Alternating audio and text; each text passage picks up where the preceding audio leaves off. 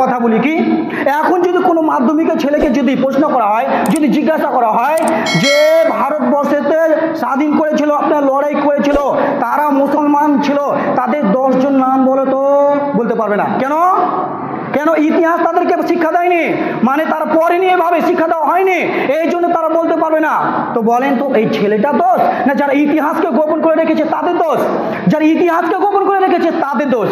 সম্মানিত উপস্থিতি, তো তারা বলছে, তাদের ইতিহাস বলছে যে ভারতকে স্বাধীন করেছে কে? তো নাম হচ্ছে বিনয় বাদল দীনেশ, মাস্টারদা সূর্য সেন, গান্ধীজি, বিনয় বাদল দীনেশ, প্রফুল্ল চাকি, ক্ষুদিরাম বোস, এরা নাকি ভারতবর্ষকে স্বাধীন করেছে। কোনো মুসলমানকে যোগদান দেয়নি, কোনো মুসলমানকে যোগদান দেয়নি। তার মধ্যে কিছু নাম বলি।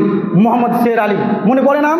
মোহাম্মদ শের আলী, জিনাকে আপনি কিনা 14 বছর জেলে থেকে পুচিয়ে আপনি কিনা ফাঁসির কাস্টে ঝুলিয়ে দেওয়া হয়েছিল, এই ভারতের জন্য লড়াই করেছিল। আতাউল্লাহ বুখারী, মৌলানা কাসেম হুসেন আহমদ মাদানী, কংগ্রেসের প্রেসিডেন্ট হাকিম আজমল খাঁ, টিপু সুলতান, মজনু শাহ, এরা কি ভারতের জন্য লড়াই করেনি? এরা কি ব্রিটিশদের সাথে লড়াই করেনি? এরা কি ইংরেজদের সাথে লড়াই করেনি? সর্বভারতীয় নেতা আহমদুল্লাহ, যাকে ব্রিটিশরা বলেছিল যে আহমদুল্লাহর মাথা যে এনে দিতে পারবে তাকে আমরা 50,000 টাকা পুরস্কার দিব তৎকালীন সময়ে।